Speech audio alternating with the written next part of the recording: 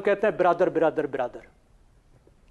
देखिए, कोई बिरादर बैनुल अक़वामी ताल्लुकात में नहीं होता, बिरादरली एक्शंस होते हैं। ईरानी एम्बेसी जो इंडिया के अंदर मौजूद है, उन्होंने भारत से माफी मांगी है। उन्होंने कहा है कि पाकिस्तान से किसी ने फेक अकाउंट बनाया है ईरान के नाम से। ईरानी एम्बेसी ने ये कहा है कि ये पाकिस्तान का प्रोपागेंडा है ईरान और इंडिया के रिलेशनशिप्स को खत्म करने के लिए। क्या ये हकीकत नहीं है कि BLA के टेररिस्ट इस वक्त ईरान में घुसे हुए हैं और ईरान उनको पनाह देता है? दोस्तों, ईरान की जो एम्बेसी है उसने शुक्रिया अदा किया है भारत का, जय हिंद जय ईरान का नारा लगा के। सर, ईरान तो मुस्लिम भाई है हमारा, फिर ईरान ने कश्मीर के मुद्दे पर पाकिस्तान का साथ क्यों नहीं दिया? और फिर जब ईरान ने खुद ही क्लैरिफिकेशन दे दी कि ये हैंडल उनके द्वारा नहीं चलाया जा रहा है, तो वो क्या किया जाए?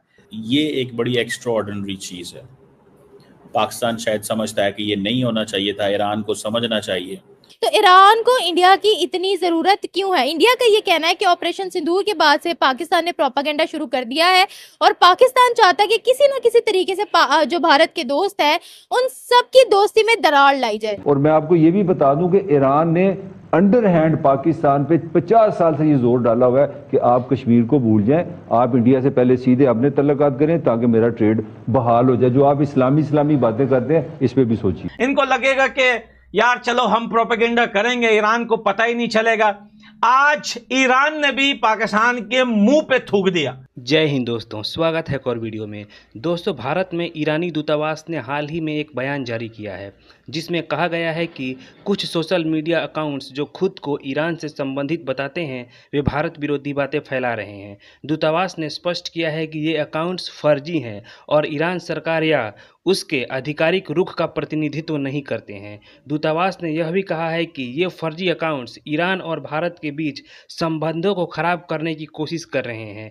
दूतावास ने लोगों से अपील की है कि वे इन फर्जी अकाउंट्स द्वारा फैलाई जा रही गलत सूचनाओं पर ध्यान न दें। ईरान की एम्बेसी ने जो भारत में है, उन्होंने अपने ऑफिशियल अकाउंट से पाकिस्तानियों को उनको बेइज्जत करने के लिए ईरान की एम्बेसी भी जो है सामने आ चुकी है। और उस ट्वीट में वो सारे चैनल्स दिखाए हैं और लिखा है कि बहुत सारे चैनल्स जो है ईरान के नेम और फ्लैग से जो है वो चल रहे हैं, लेकिन ये ईरान के नहीं हैं। जितने भी चैनल्स बने हैं ये सब के पीछे पाकिस्तानी भिखारी और ये जलील कौम बैठी हुई है। इनको लगेगा कि यार चलो हम प्रोपेगेंडा करेंगे, ईरान को पता ही नहीं चलेगा।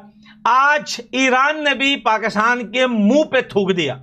और आपको क्या लगता है, ये आम लोग हैं, ये आम सिविलियन लोग हैं जिन्होंने ये अकाउंट बनाए? नहीं, ये पाकिस्तान की सरकार बैठी है इसके पीछे। इतने महीनों तक जो ईरान का साथ दे रहा था, आज ईरान ने भी मुंह में घुसा दिया पाकिस्तान के डंडा और कहा कि भैया तू मुंह बंद रख, हमें पता है कि हमने क्या कर रहा है। चाबहार पोर्ट को लेकर, कश्मीर को लेकर और भी बहुत सारा। अच्छा, ब्रिक्स में ईरान का क्या लेना देना? ब्रिक्स में भी जो है ये ईरानियन अकाउंट बनाकर उसको वेरीफाइड करके उससे भी ये पोस्ट कर रहे हैं, ब्रिक्स में इंडिया को निकाल दिया, पला ने ऐसा कर दिया, रशिया ने इंडिया के साथ वो कर दिया, पाकिस्तान, कश्मीर पाकिस्तान का हिस्सा है।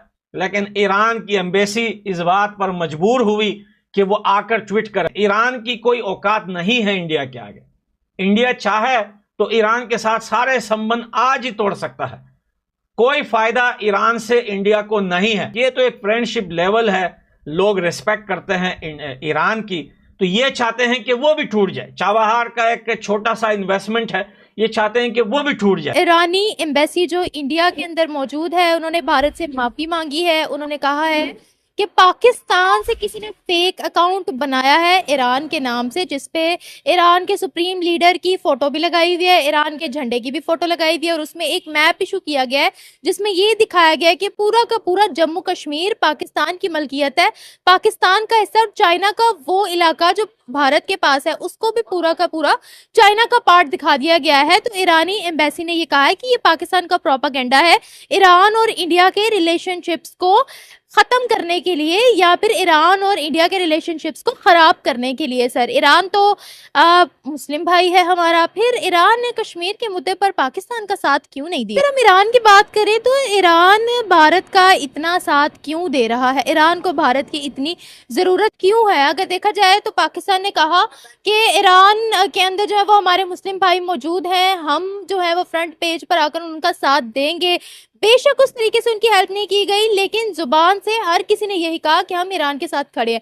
तो ईरान को इंडिया की इतनी ज़रूरत क्यों है? इंडिया का ये कहना है कि ऑपरेशन सिंदूर के बाद से पाकिस्तान ने प्रोपागेंडा शुरू कर दिया है और पाकिस्तान चाहता है कि किसी ना किसी तरीके से जो भारत के दोस्त हैं उन सब की दोस्ती में दरार लाई जाए।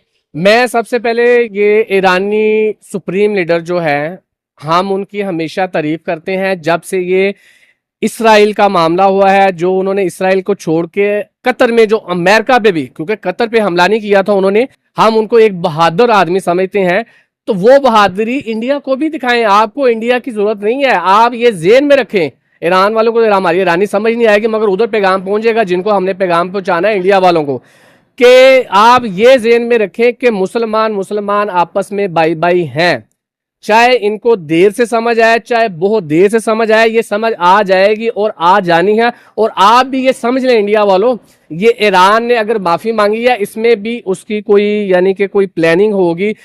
इस पर भारतीय मीडिया कहता है कि हमने टेररिस्ट को निशाना बनाया था, हमने पाकिस्तान की 11 बेसिस 9 टेररिस्ट कैंप्स को उड़ा दिया था, हमने पाकिस्तान को घर में घुसकर मारा, कि बता दिया है कि दहशत गर्दी और आतंकवाद का हम खात्मा कैसे कर सकते। दूसरी बात ये, जब ऑपरेशन सिंदूर भारत ने लॉन्च किया, ईरान ने साथ नहीं दिया पाकिस्तान का। अजरबैजान, तुर्की और चाइना पाकिस्तान के साथ खड़े थे, लेकिन ईरान की इस चीज के बारे में कोई स्टेटमेंट नहीं हमने सुनी। अच्छा, ईरान के लिए अब मुस्लिम उम्मा से ज्यादा जो है वो उनके नेशनल इंटरेस्ट हमें काफी हद तक प्रेफरेंस पर उनके नजर आ रहे हैं, क्योंकि चाबहार पोर्ट से एक तो उनकी सेंट्रल एशिया में पकड़ मजबूत होगी, साउथ एशिया में उनकी पकड़ मजबूत होगी, वो इस रीजन में जो है वो अपनी पकड़ मजबूत करना चाहता है। साथ ही साथ वो इंडिया को अपना ऑयल और गैस देता है। तो ऐसे लग रहा है जैसे उनके लिए अब मुस्लिम उम्मा वाला रिश्ता जरा साइड पर हो गया और उनके नेशनल इंटरेस्ट उनके लिए फर्स्ट है। पाकिस्तान के लिए हमेशा से कश्मीर एक बड़ा सेंसिटिव इशू रहा है, जिसमें तुर्की ने और अजरबैजान ने साथ दिया, लेकिन ईरान ने कभी पाकिस्तान का साथ दिया ही। और मैं आपको ये भी बता दूं कि ईरान ने अंडरहैंड पाकिस्तान पे 50 साल से ये जोर डाला हुआ है कि आप कश्मीर को भूल जाएं, आप इंडिया से पहले सीधे अपने तल्लुकात करें ताकि मेरा ट्रेड बहाल हो जाए। जो आप इस्लामी बातें करते हैं, इस पे भी सोचिए जरा। जी, तो मैं ये समझता हूँ कि इंडिया जो कि बिजनेस में, कारोबार में हिंदू बनिया की एक अपनी जहनियत है, और सफारती सतह पे जिस तरह वो तेज हैं, जिस तरह प्लानिंग करते हैं, जिस तरह ट्रेंड है, हम उनसे बहुत पीछे हैं। आप इमेजिन कर सकते हैं कि पाकिस्तान ईरान का नेबर हो के कुछ नहीं कर सकता, और इंडिया ईरान का नेबर नहीं है, लेकिन वहाँ से बैठ के तो बात कर रहे हैं कनेक्टिविटी की, बात कर रहे हैं चाबहार पोर्ट को हमने किस तरह एक्टिवेट करना है। ये इंडिया एंड ईरान प्लान कर रहे हैं। और मैंने आपको पहले भी कई दफ़ा इस हवाले से बात की होगी आपसे कि ये जो सिचुएशन है जिसमें पाकिस्तान जो है वो है तो नेबर, लेकिन किसी फ़ायदे का नेबर नहीं है इंडिया के लिए, ईरान के लिए। ये ऑप्टिक्स आपकी सोच से ज़्यादा इम्पोर्टेंट है। ये इंडिया और ईरान जो है वो चाबहार पोर्ट तो पोर्ट, वो तो एक यूरेशियन कनेक्टिविटी की बातें हो रही हैं, ठीक है। आज जो चाबहार पोर्ट है वो ऑपरेशनल है। इंडियंस को तो कहीं ना कहीं पे because of strategic autonomy, financial dependence नहीं है अमेरिका के ऊपर, फाइनेंशियल इंडिपेंडेंस होने की वजह से वो सारे फैसले कर लेता है।